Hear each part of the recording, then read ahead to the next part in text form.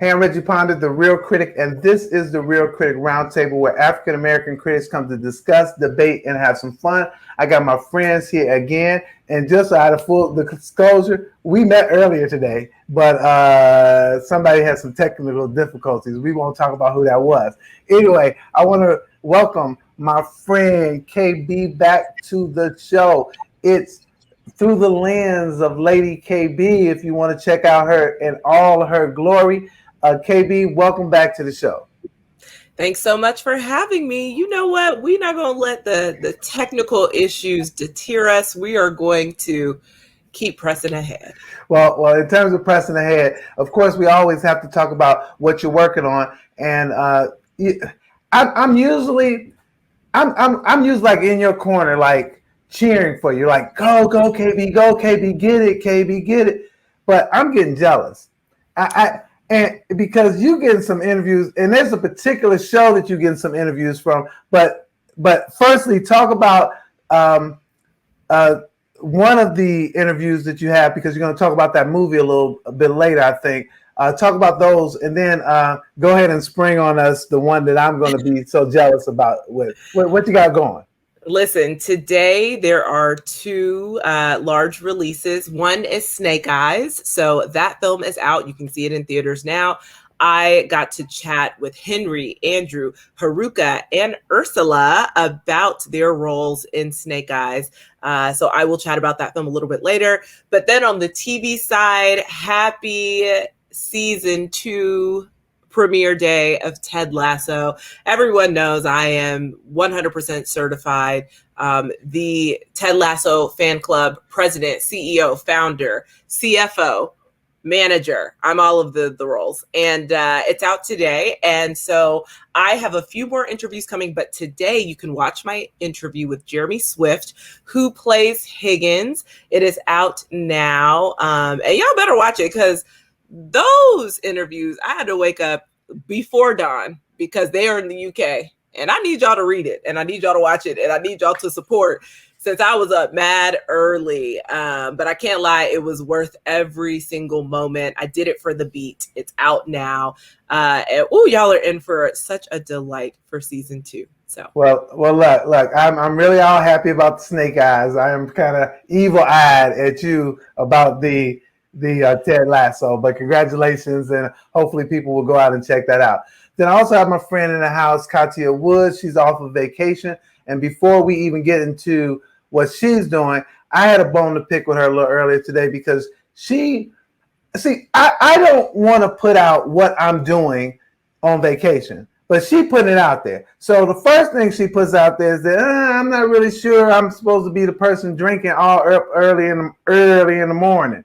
You know, I'm like, that means she was trying to drink early in the morning. So we're going to get that story in a minute. And then this other thing about Nutella in a cone. Katia, what are you talking about? It's just, I'm a big fan of going to a country and leaving the resort and having some street food. So it's basically a waffle cone, a fresh made waffle cone, not one pre-boxed sitting there, because you can smell it. It's like a delight. And then you can dip it in your little condiment, whatever you want. And mine was in Nutella, and it was fabulous. I also had some corn in a cup. That was also a nice little treat. So basically, yes, I ate my way through the square. And when we went to Chichen Itza, you have to get up early, because from Cancun it's a little bit of a ride. And one of the things was tasting tequila, and I was like, it's a little early for you, girl. I just had a light breakfast. I know myself. And once I discovered that I spoke Spanish, the little plastic trying cups that were this big went into like shot glasses, and he filled it to the rim. I was like, no sir, it's already hot. I'm not trying to faint. I know my insurance covers that. So yes, God bless all of you that can do that. But no, your girl is strictly like a little fruity drink, a little pina colada, a beer, or a glass of wine. That's where I live. Anything above that is going to be a problem. All right. So I didn't get to say that obviously people can follow you at cupofsoulshow.com, but they can also follow you at the Philadelphia Tribune as well. So what do you got out there that we should be checking out? while I was away, I did that's actually there's an event this weekend if you're in the Philadelphia area, MobCon, and within MobCon is the second year of SopranoCon, and that is happening at Harrods Hotel in Atlantic City. So if you vaccinated and you feel adventurous and you're in that part of the woods and you want to go, and there's going to be a lot of stars, and I got to speak to Haley, who is Kate in The Bronx Tale, and Vivica Fox, and Premium Pete, and a whole bunch of people that are in that scene are going to be there, and some reality stars are going to be there. So it's a lot of fun. I'm venturing outside of film and television. I get to write about that as well, but I'm writing literally almost every day, which is a good thing because we know it makes us better, about things that are going on in our area. And also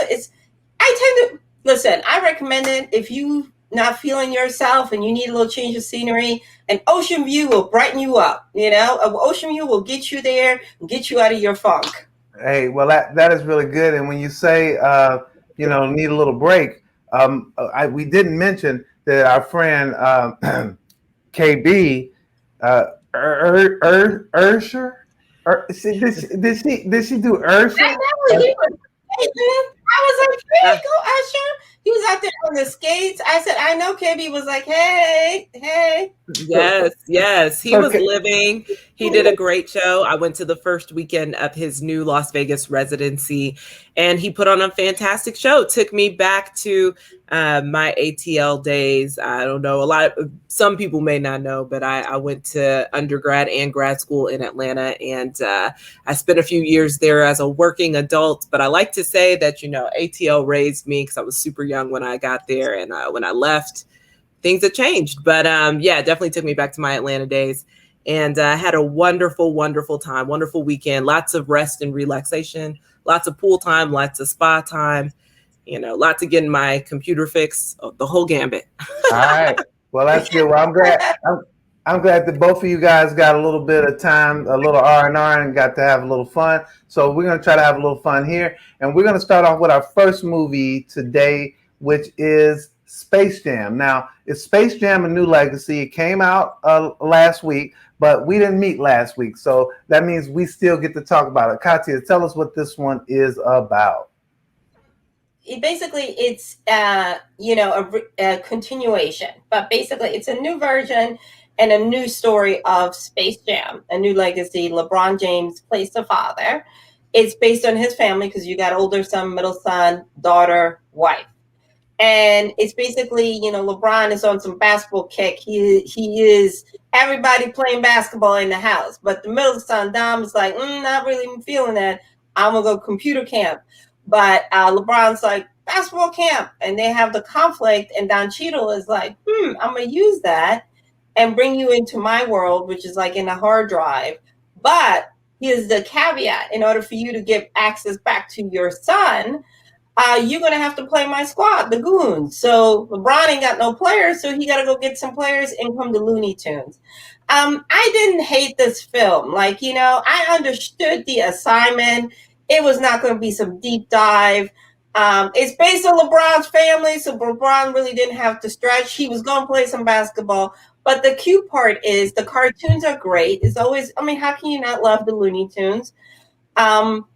I do think there's a message here that, just because you love something doesn't mean that your kids will love it too or want to make it their passion. So I think there's a lesson to be learned. I do think that him and the kid had real chemistry. That was a little bit over the top for me. But again, the Looney Tunes were really funny, and I thought I enjoyed it. And again, when I was in my screening, there were two young kids in there, and they were cheering and hoo-ha through the whole thing. My other concern as a parent is the movie is over 2 hours.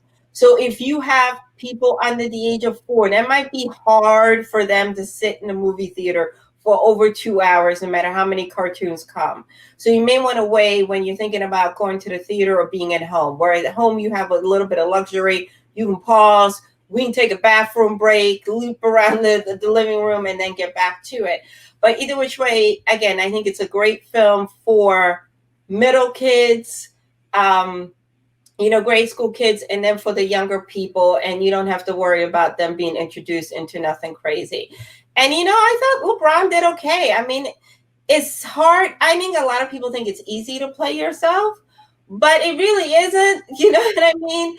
And I think he did okay. If you saw him in Trainwreck, it was a little different because he didn't have to carry the whole thing, and he was really funny in that. The writing was probably a little bit more punched up, but he did what he needed to do. And again, I love the fact that he wanted this to be about the relationship and how he realized that he had to adjust and he had to do better. And I think that's a really important lesson, because too often the kids have to be miserable in order to make the parents happy. All right. Well, KB, what you think about this one?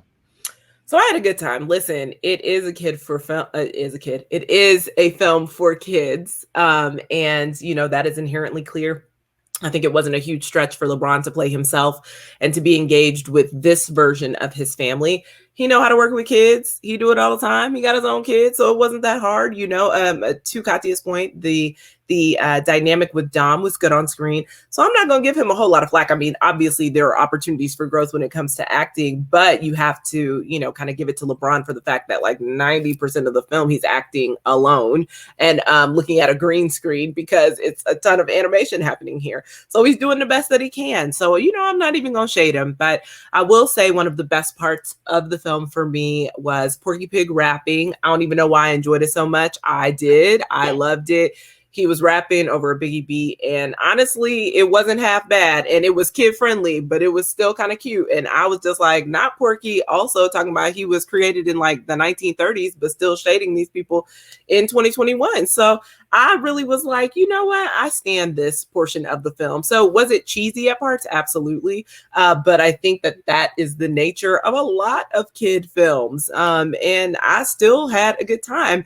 I do agree. The overarching lesson is, listen, these little people are their own people. Sometimes parents can really get caught up in putting their hopes and their dreams and their wishes on these tiny humans. And these tiny humans have already come here with their own purpose and plan, listen, and things that they want to do. So it was a wonderful lesson, just saying, listen, trust your kids, and your kids' interests are not always going to equal your interests and vice versa, but you can both learn things from each other. And also, you got to let your kids fly and try a lot of things. You know what? That's one of the things I'm most appreciative of my upbringing.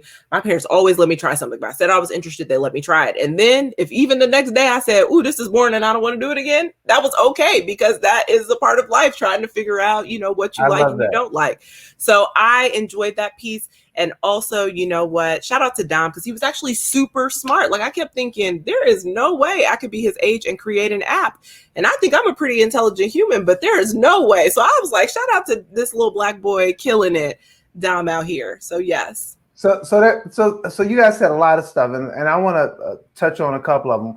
There's two things that I like from a message standpoint. One is there was a message to young people. Is to try to follow your passion, and as well as that there's no shame in being smart. So that because you want to be smart and geeky and do all that other that technical stuff, there's no shame in that. Go ahead and go do that. And I think that's really smart, and it's consistent with LeBron's brand of having a school, trying to keep kids in school, and making sure that sports is not the only thing that kids are looking at.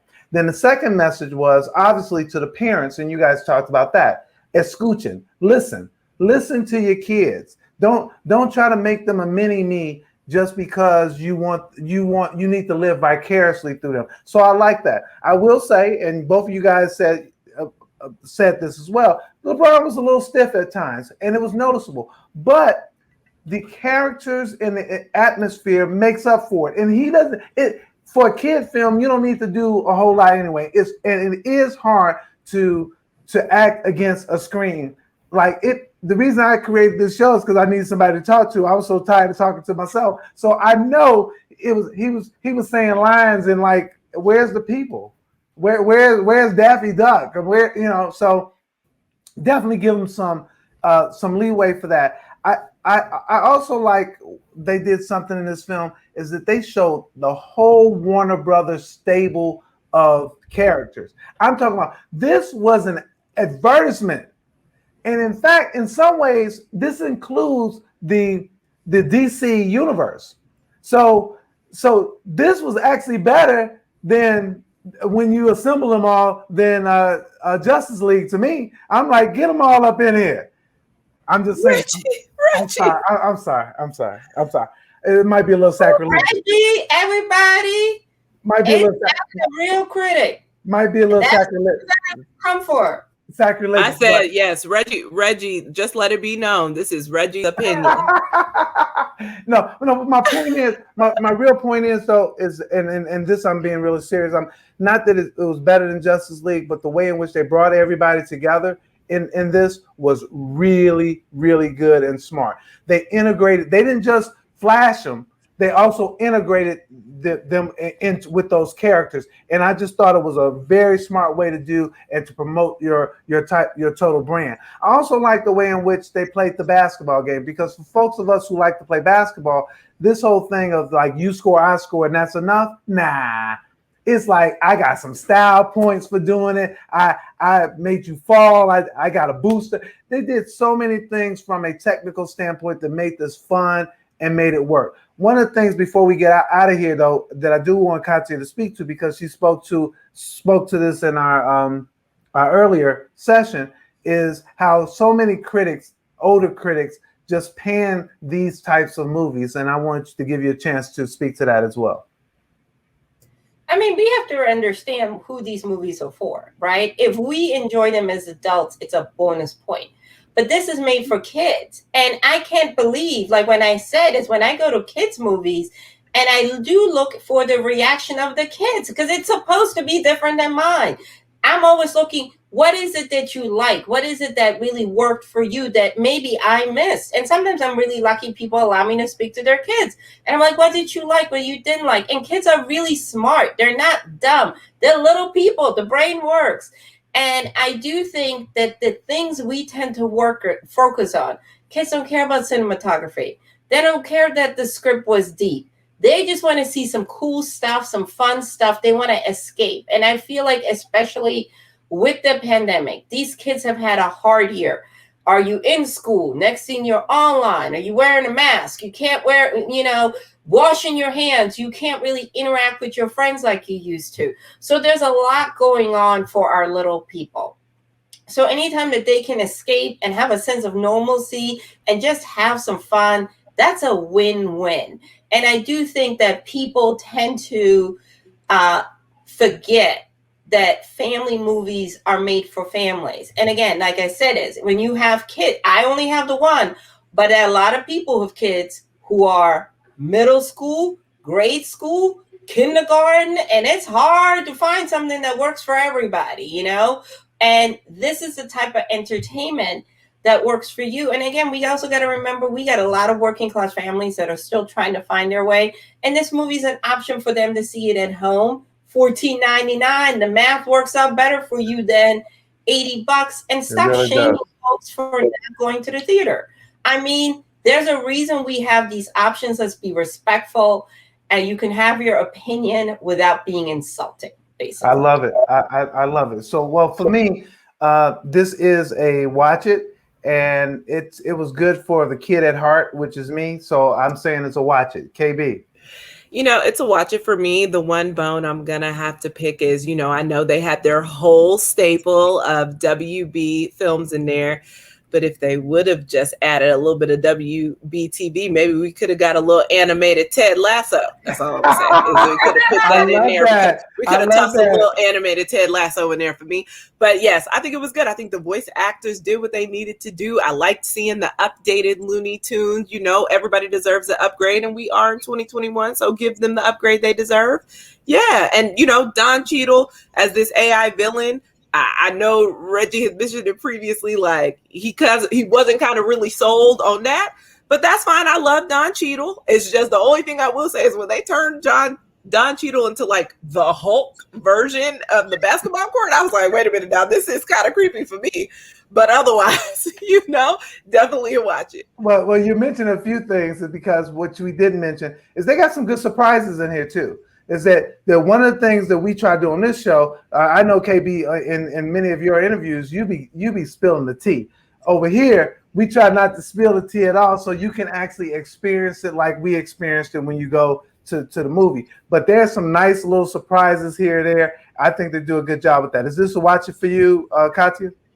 Yeah, absolutely. Let the kids have some fun. So our next movie, KB, my brain is getting all mixed up. I don't even know what our next movie is. Well, I do, but I think it's like Midnight and something. Listen, I wish it was something entirely different, but it was Midnight in the Switchgrass. This film is based on a Texas serial killer, but in this adaptation takes place in Pensacola, Florida. It follows two FBI agents, Megan Fox and and Bruce Willis, who actually really isn't even in this movie. That's why I'm laughing. And then a Florida state officer played by Emil Hirsch, as they're kind of hunting down this serial killer who targets a very specific type of woman. And that type of woman happens to be the type of woman that Megan Fox is. So, when I say that this film lacked any amount of depth in its writing, that's exactly what I mean. Bruce Willis is top billed and he was only in 3 scenes. Y'all, I had to count because I was like, what is happening? 2 of those scenes, he just sitting at a table chatting casually. Sir, what are you doing? He actually I did not see Bruce do any FBI agent work. I don't recall. You can correct me if I'm wrong, Reggie, but I didn't see him doing none of the work. What I did see, he was on a stakeout, but he was basically in the car. And Megan is doing all the work. So it had a lot of potential because, again, these actors are not bad actors, but this script was so terrible that I noticed they're taking pauses that don't exist. I think in an attempt to make it seem more dramatic than it actually is. So, Megan Fox, the potential was there. She is technically the lead, which I love to see. She's an FBI agent. She fits kind of this serial killer's profile and MO. And so they use her as bait, which makes sense. But then even that gets lost in the shuffle and you like, what? There is just no character is completely or fully fleshed out. And Emil Hirsch is the best character as this Florida state officer who has a personal connection to this story. Well, we feel like he has a personal connection to the story. I had to make that part up because that was not inherently clear. So, he's invested, but you don't know why. So, let me just say, you can skip this. You can rest easy. You can close your eyes. I don't even think it's necessary to watch. So it's really interesting because the one of the things that you talked about is the script.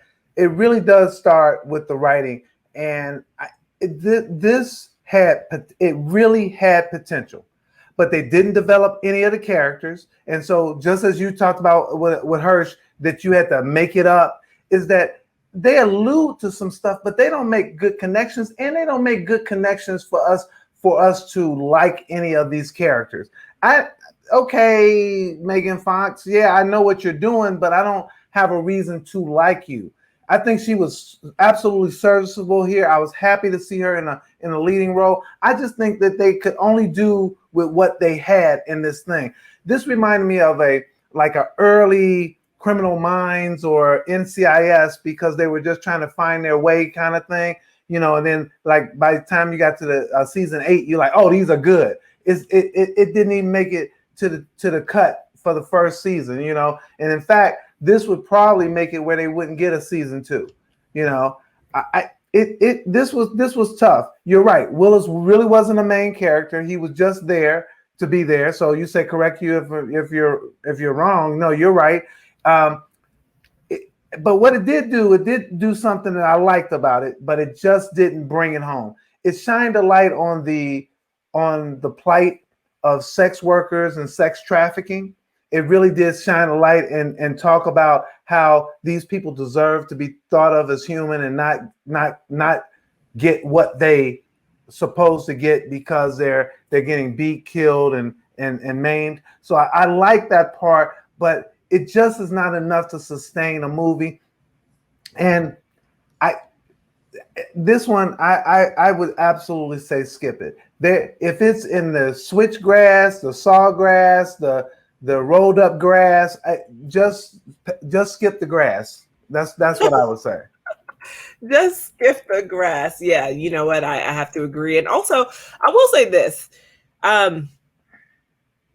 There is a bit of a sex trafficking storyline, but even that's not really fleshed out because the women are technically just being murdered. They're not being trafficked. Like, and in a lot of ways, like the killer is not focused on trafficking them for money. He literally is just murdering them because he has something else happening, which I can only allude to as something in his childhood, particularly with his mother. But again, because that the script wasn't inherently clear, I had to make up a backstory for him too as to why he was doing this. So you're right. Like there is a little bit of that truck driver sex trafficking piece, but even that falls short because it's kind of then overran by the serial killing. I mean, I felt like it was trying to do a lot and didn't really know where it wanted to land. Yeah, so for me, this is not is please don't watch it. Not please don't watch. Oh my gosh, Reggie. I'm just saying, watch at your own risk. No, I cannot say that I would no. watch it, but if you choose to, that's on you. But the recommendation from me is don't even worry about it. But if you choose to, that's on you. Like, gotta let grown folks make choices for themselves. All right, so I have to ask you before we move to our next movie. So KB, you're saying that if you choose to watch it, you're okay with somebody paying $10 to go and check this out? No, I never said that. I said it's your choice, but I would recommend that you not watch it. But if you decide, like, listen, Reggie and KB's opinions be darned, I'm still going to see this film, then that's on you. It's a personal choice. I got you. I got you. That's it for that. So our next segment is to talk about the Emmys. And the first one I want to talk about is the Outstanding Comedy Series. I don't know what you guys got to say, but I am vying to be like the treasurer of the Ted Lasso Club because I think Ted Lasso is definitely going to win this one. Listen, I'll allow it. You can be, the treasurer. Ted Lasso all the way over here. I will say I adore The Flight Attendant. It is a stellar show, but it is truly a dark comedy mixed with a drama. And I feel like it's more of a drama. Yeah, it's very much a dramedy. I mean, listen, there are moments of The Flight Attendant where I did crack up laughing out loud, but I just don't believe, I think they should have campaigned for them to be in the drama category. So all right. What do you think on this one, Katya? Oh, Ted Lasso. All right. It has swept this category all award season. Yeah, I know the episode is out today, so I can't wait to check that out as well. So when we look at Outstanding Lead Actor in a comedy, I also am going with Jason Sudeikis on this one for Ted Lasso. I do want to say that I believe that Anthony Anderson is phenomenal to me in Blackish. I think he does a great job. He's funny. I think it's a perfect role for him. I just think that what's happening with Ted Lasso, how different it is, and the way in which Jason Sudeikis plays this character, that he should win this one. Your thoughts? Jason Sudeikis. I mean, honestly, I cannot imagine another actor playing Ted Lasso. Me neither. No, and I feel like I feel bad because I feel like Anthony Anderson has been the bridesmaid like 8 times or whatever it is, right? But it's unfortunate. Like if you could take the Emmy and give the Globe to Anthony and the base to Jason, it would be perfect. But I do think Ted better get his sweatshirt collection together. He's going to be going up on that stage a couple of times. Well, excellent. So looking at Outstanding Lead Lady in the comedy, we have I don't even know for this one. What do you guys think on this one? Because I think it's being smart. Gina's having an amazing year between she's just having a really great year. And also she is really funny. Like she's a smart, funny actress. And this show is getting buzz right in time when voting starts. Do you know what I mean? Like if you're going to peak, you want to peak as people are about to, put their little ballots in. I like Haley, but I believe she belongs in the drama category. She don't belong in there. Allison has one. I feel like Tracy's pocket has passed, and 80. Well, it's nice to be invited to the party. All right. What you think on this one, KB? Listen, I haven't seen Hacks. I've heard amazing things. I actually might, oh my God, y'all, wait, fingers crossed. Is this a weekend where I can watch content for pleasure and not for coverage? Oh my God. I think it might be. So maybe I will watch Hacks because people have been flooding me, telling me to watch it. But again, I think Kaylee, did a phenomenal job on the flight attendant, even though she was infuriating. Like her character is infuriating. But I think she did a great job. But I do think this category, she doesn't belong in this category per se. So I'm going to say, from what I'm hearing, Jean will win. But again, I have not watched Hacks. All right. So when we look at outstanding supporting actor, you guys had some stuff to say about all these characters. I just want to tell you is that we got 1, 2, 3, 4 people from Ted Lasso here. If somebody from Ted Lasso doesn't win this thing, we're gonna have a problem. That's all I gotta say. But I know you guys got something to say about other folks. I am stuck as to who I really want to win this because Nick Mohammed is really great. I think Brendan Hunt is great. Brent is awesome, but my heart is with Brett because Brett is such if Ted is the optimist, Brett is the complete opposite. And in this season, like, I don't want to give it away, he has like moments and you're like, sir, what are you doing? But he is true to himself. He knows who he is as far as the character on that show. And it works. And in order for you to be the straight guy all the time when everybody around you is hilarious, including Nick, it's got to be a hard thing to do because I know he wants to crack up, but he's got to be. But I would be happy if any of the guys. I like Jeremy too because he's a general manager, but he really isn't. Like, it's a title, but it doesn't come with the respect. KB, what do you think on this? I'm just going to head and go and say, first off, Higgins is Team Papa. I feel like he is the father of AFC Richmond because he truly just goes where he's needed, does what needs to be done, gives the best, most sound advice. So I adore Jeremy Swift in this, but it is hard because from a Ted Lasso standpoint, I actually adore everyone. Like Brendan as coach, I think Coach has some of the best one-liners that come at you out of nowhere, and you are like, what kind of life did you used to live? Because I'm confused. Prior to this. And then Brett, I mean, let me tell you, Roy is kind of the ace in the hole with how you could just die laughing. So listen, I also would be remiss, though, if I didn't mention Bowen Yang, who is carrying SNL on his shoulders and doing a fabulous job for, this past season. So shout out to him. And Keenan has been stellar on SNL for so many years.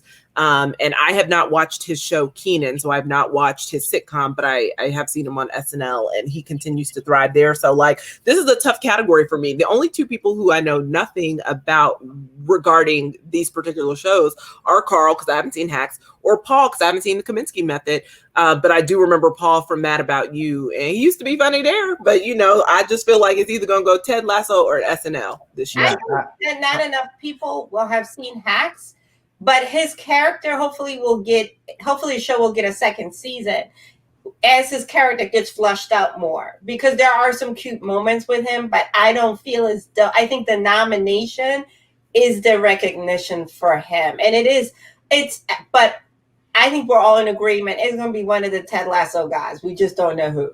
Oh, well, cool. Moving on to Outstanding Supporting Actress in a Comedy Series. I am in love with Hannah, and I love Juno, and I am, if I have to say who I want to win, you guys do not agree with me on this, but I am going with Hannah over Juno, and it's by a hair, but I'm going with Hannah. And not Hannah. I'm sorry, I'm talking about Hannah Waddingham, because not this other Hannah. I didn't watch Hacks. Not that Hannah. Oh no. Right, you said, I don't want you to be confused. No. Not this one, but the other one. I like Hannah too.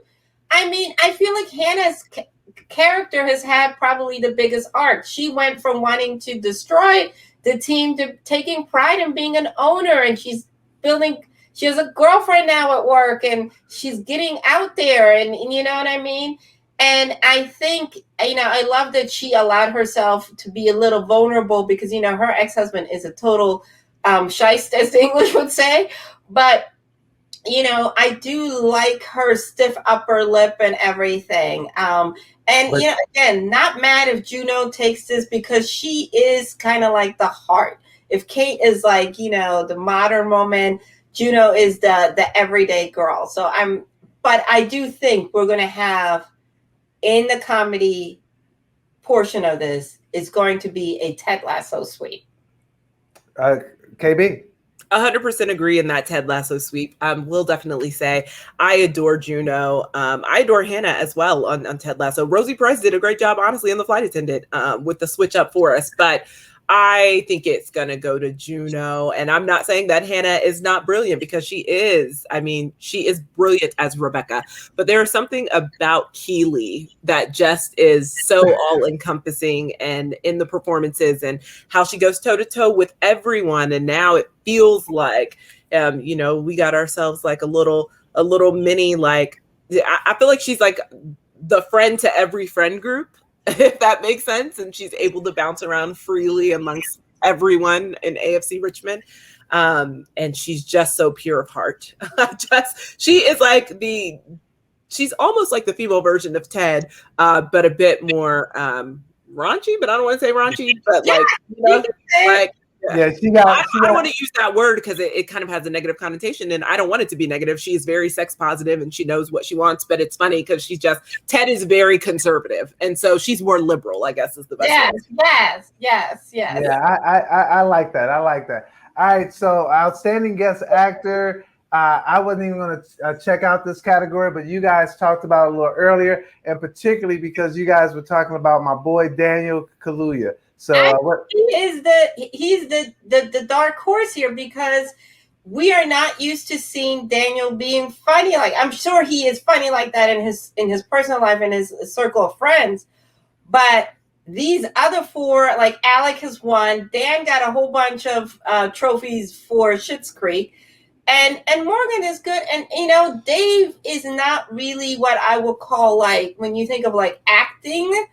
But what Daniel did on SNL made us like laugh hard, and he jumped in, which I love. Like, he was like, if I'm going to do it, let me have fun with it. And yes, I would love this for him. I think he would be like out of his mind shocked, All right, KB?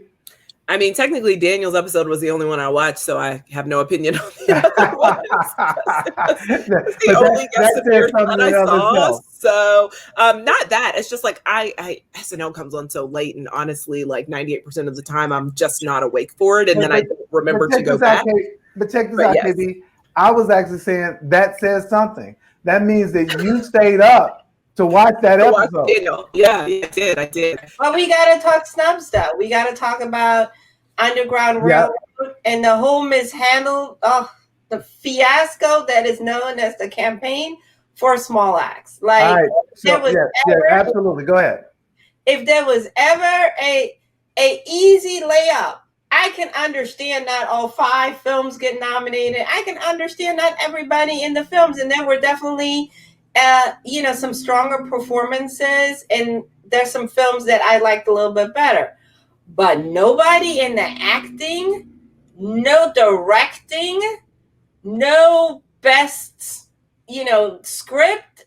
And then Underground Railroad, I said this before because everybody wanted to talk about dang on gowns. The cinematography is great. But we didn't want to talk about the underlining themes, the challenges that Cora was going through, how this poor girl kept running into people that claimed they want to help her, but they really didn't want to help her, and give her this false sense, and also her growth, because when you start off the series, you're a little annoyed with Cora because she keep making some decisions and talking to people in a way. You're like, girl, I'm going to need you to get off the damn plantation.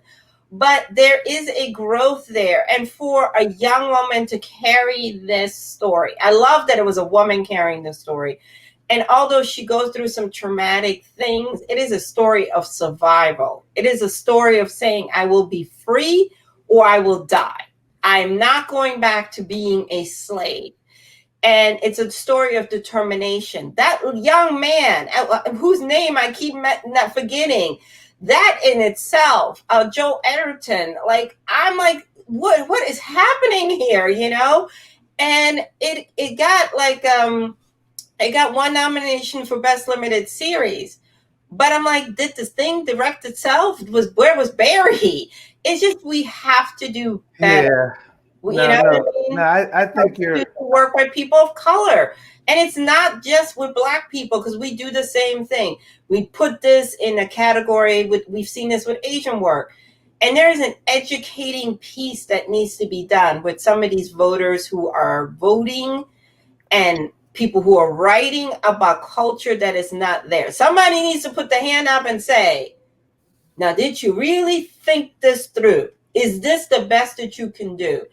And my heart breaks because Steve McQueen is getting honored in other award shows, but Amazon, y'all did my man dirty. Yeah, I think you make a couple of good points. I'm really glad that you bring up the snubs. And we actually, I don't want to snub the outstanding guest actress, because we just did outstanding guest actor. So we'll go back to that in a second. But so I'm really glad that you talk about the snubs.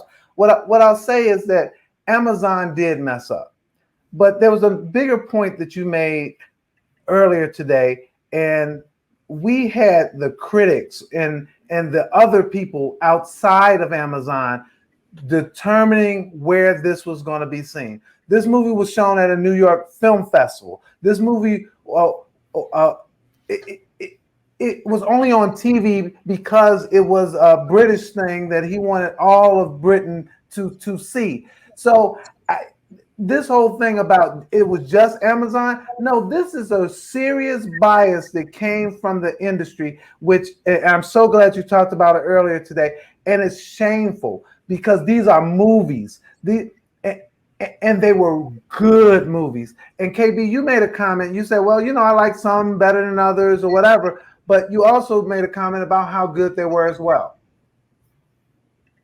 Yeah, listen, I will say small acts for me, like I didn't love all 5, but there were some that had performances that stuck out for me in particular and that are still with me. So, I think that like for it not to be nominated is truly a travesty, but here we are. I mean, we're here. It's not going to change. And that's it. Like, that's why, I'm a huge advocate for us speaking up. And I really want to be clear about this. There's a difference when you're just bitching, excuse my expression, right? Or when you're saying, here's a problem, and here's the reason why it is a problem. And you're coming with hard evidence, and you're showing a line of progression here. And the issue is that we should be the ones talking about our culture and our people, because we appreciated the nuances in things like Lovers Rock. You did not need to be from the Caribbean, because that was very similar to my culture. The women in my family do that. And the music. And we all been to house parties. We all moved out the good furniture. We all put That's right. You can't go in the big speaker. Mess up my bathroom. This is we down here. Don't touch my grandma's stuff. And all of that stuff just came back to me. And again, slavery is a hard subject, but I'm a firm believer we are never going to move forward as a society if we don't start talking about it honestly, especially where it comes to art. Like, how can you be super comfortable discussing it in 12 Years a Slave when Patsy's being dragged through all kinds of hell, but you can't talk about Cora and what she's going through in the Underground Railroad? Like, make that make sense. No, So part of this is editors. You need to push your writers to be better. You need to say, this is cute, but what you need to go back here and talk about more than these gowns and the scenery. If I read like so many reviews, they all talked about the scenery. So you saw all these episodes, and all you saw is some trees and some gowns. Okay. Well, we could stay on this forever. I really appreciate all of this talk about the Emmys. I just want to get through a couple more categories really quickly, because it would be a travesty not to talk about these other categories. So just give me a second here. And so outstanding guest actress in a comedy series. You guys talked about this earlier today, and I think that Maya Rudolph absolutely will win. She has been crushing it. She's on a roll. She's on a roll, and she's actually shown her brilliance, and I think she'd do well in this category. Yeah, I'm gonna agree. I mean, Maya rarely misses when it comes to like comedy, and I wish people watched that Amazon show Forever because it was hilarious and so good with her and Fred. But yeah, I think so. I think she's definitely going to take it. And I know Katya had mentioned earlier, part of that is because we don't know who actually watched a Black Lady sketch show. Which, and that's a shame, you know what I mean? So it is one of those things. Also, the episode, the sketches she did where she played the grandmother and the kids were coming to see her during COVID. Man, I'm telling you, PP laugh. Like the way she just do that is like she is so freaking brilliant. It's hard because Kristen Wiig is kind of nutty and on that same type of role, but I do think we will bless Maya with her Emmy. All right, we're gonna move on to our next one, and we're not going to talk about the directing because Ted Lasso going to win one of those. We're not going to talk about writing because Ted Lasso is going to win one of those. But we are going to talk about outstanding drama series. And you guys had a lot to say about this one. We need to keep it brief. So if you guys could not make the same points, but keep it brief so we can get to a couple more categories, that'll be great. It's a process of elimination. Not enough people have seen Boys. The Crown has been blessed. This Is Us has been blessed. So off the board they go. Handmaid's Tale has gotten blessings. So they're kind of in the running, but they're not the front runner. So here we are, right? In a perfect world, Pose would get it because there is not going to be any more Pose or Lovecraft Country. Now, the dark horse is Bridgerton and Mandalorian. Now, will the popularity of one man carry it to the finish line? $24 million question.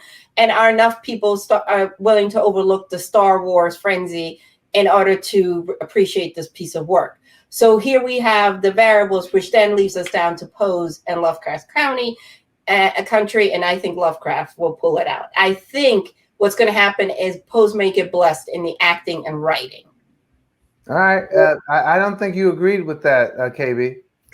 Listen, I think it's going to be Lovecraft. That's the only thing. I agree with the points that This Is Us, The Handmaid's Tale, The Crown, which I have not watched yet, but it is on my list and I'm watching it with a friend who lives in the UK. So it's taking us a bit of time, but they get kind of all of the nods. They sweep them.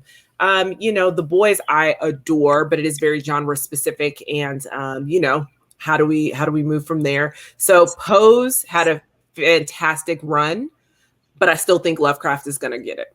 I hope Lovecraft will get it. I think the Handmaid's Tale is going to win that category. So I just want to put it out here for prosperity.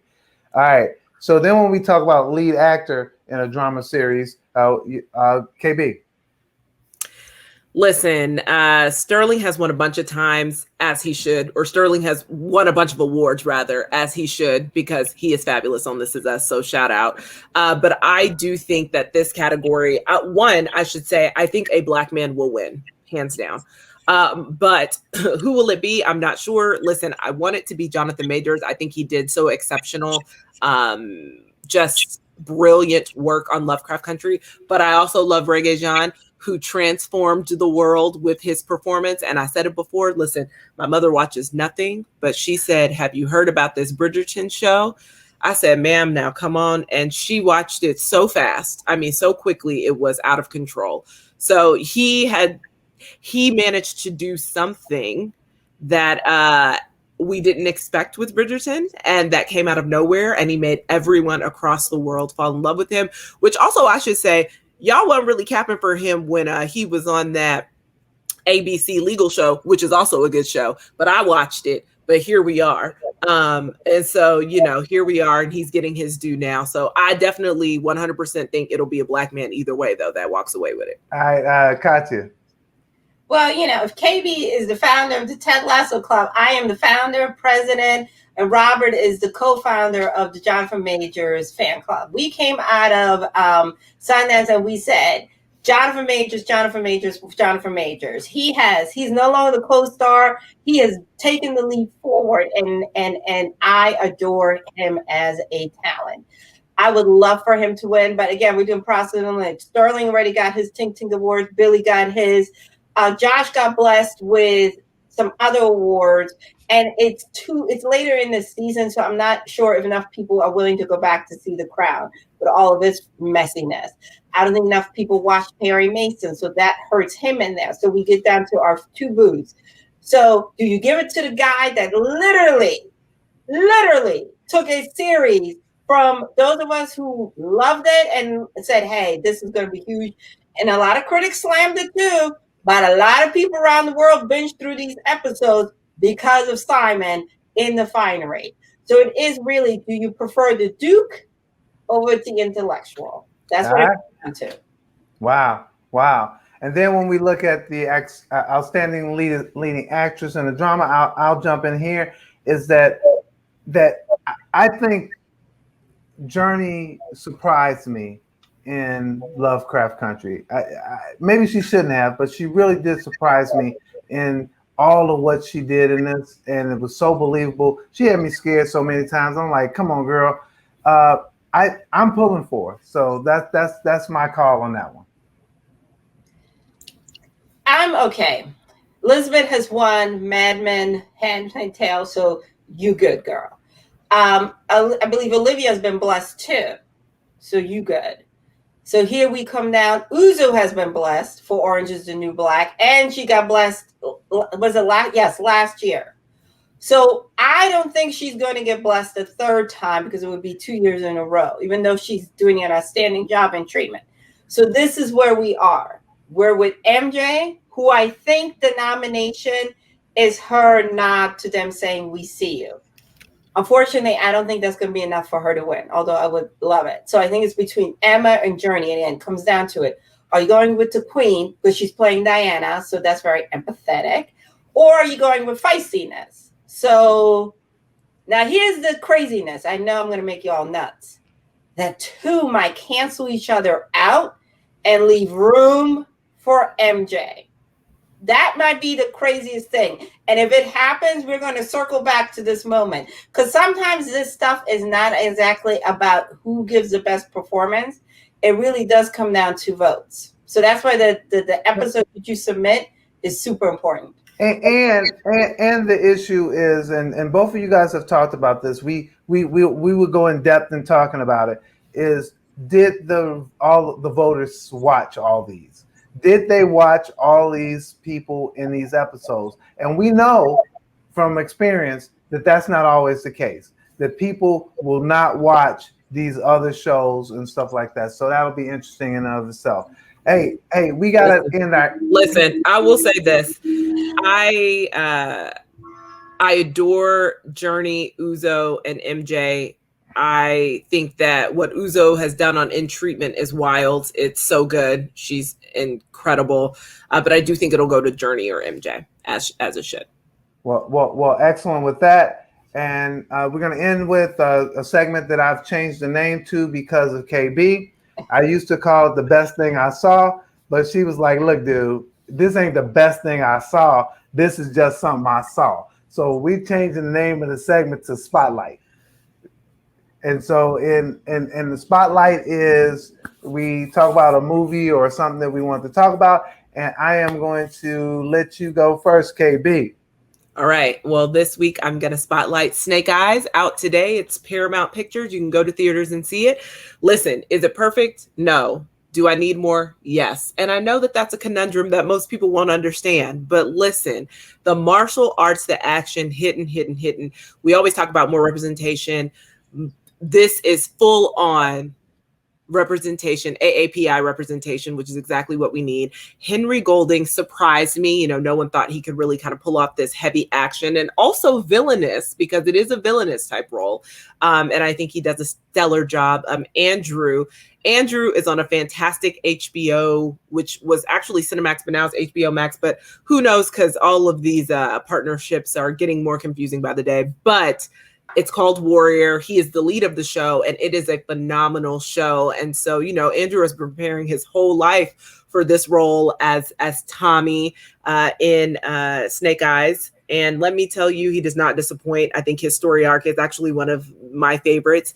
He ends up becoming Storm Shadow. Also, not a spoiler. Everyone knows that. But yeah, I just think that the trajectory of Tommy's storyline and how Andrew plays that out is really, really good. I would be remiss if I did not mention Haruka and Ursula as well, and Samira, just because they are all, representing the women in this film. And so, it was kind of bumpy in a few places script wise, but it got back on track. And is it a little cheesy? Yes. But I mean, have you watched the G.I. Joe franchise films? Okay. So that's what you're going to expect. But I still had a good time. I definitely think they deserve a sequel. I would like to see more going down this path. I mean, this was just the origin story, and I definitely think we need more. All right. Well, there we go. Katya, what you got? Well, on the plane ride home, I kept it Olympic theme, and I saw an oldie but goodie, Chariots of Fire. I love this film. I want to say 1982, 83 it came out. And it is so I love the stories, the triumph, the music, the Britishness. It really made my plane ride home go by quickly, and I thoroughly enjoyed it. So if you need a little Olympic cinema, Chariots of Fire is definitely a recommendation to get you ready for track and field. How does the music go in that? Dun, dun, dun, dun, dun, dun. And they're running on the beach, and everybody's happy, and everybody's willing to compromise for the team to win. You know what I mean? And it is just, and it's also Ben Cross, who's no longer with us. So it is just really, and everybody, a great movie was made with all of these actors, other than John Gielgud, were unknown. So, in KB's words, give a chance to new faces with a good script, and you end up having a classic. All right. Well, a classic for me is Love Jones. I was on a plane to Portland. I took a DVD player and watched this on the plane. And look, the cast back then just spoke to me. And I just want to tell you talking about Lorenz Tate, Nia Long, Lisa Marie, Nicole Carlson, Isaiah Washington, Bill Bellamy. Then we also had Bernadette Speaks. I love the total interaction on this thing. And maybe it's a personal thing, but I felt like that this movie, when I first saw it, spoke to this culture part of going to these places where you speak a little poetry and you think you're intellectual and you think you're good and you think you're smart. And I just love the whole environment, who cheated on who didn't do what. It just worked for me. I watched it again all the way through. No, I did not fall asleep on the plane. I really like Love Jones. I watched it again. And I think when you can watch a movie again and enjoy it again, then it stands the test of time. So I'm spotlighting Love Jones. Hey, that's it. Unless y'all got some last word, KB. Oh, you're on mute, darling. Man, let me tell you. So Love Jones is a classic for me, so you're never going to get anything bad. But I was wondering why you watch it on DVD, because it's on Netflix streaming right now. And I was kind of like, what? But it makes sense because you were on the plane. I was prepared for that internet. Reggie came prepared. Yeah, you was on the plane. I was on the plane. I was like, I want to watch something I want to watch. I don't want to be flipping through their little stuff trying to figure out. I want to watch Love Jones, so I checked it out. That is the way to go, because internet on the plane can be a little dicey. Spotty. Mm-hmm. So that's what I did. Last word for you, Katya. I mean, I think listen, y'all, we're almost through summer. I know it can be a little trying, and we're about to get back to the stuff we love. And we're going to have to sit through coming out of con. There's been some interesting stuff. So as we get into fall, you're going to be sitting through these screeners going like, what in the world is happening here? No, that's for real. Well, hey, I'm Reggie Ponder, the Real Critic. I want to thank my friends for coming back We had technical difficulties and they came back. They spent a little time with me. I really appreciate that, you guys. I'm the Real Critic. This is the Real Critic Roundtable, where African-American critics come to discuss, debate, and have some fun. We did all of that. We hope you enjoyed it, and we'll see you again next time.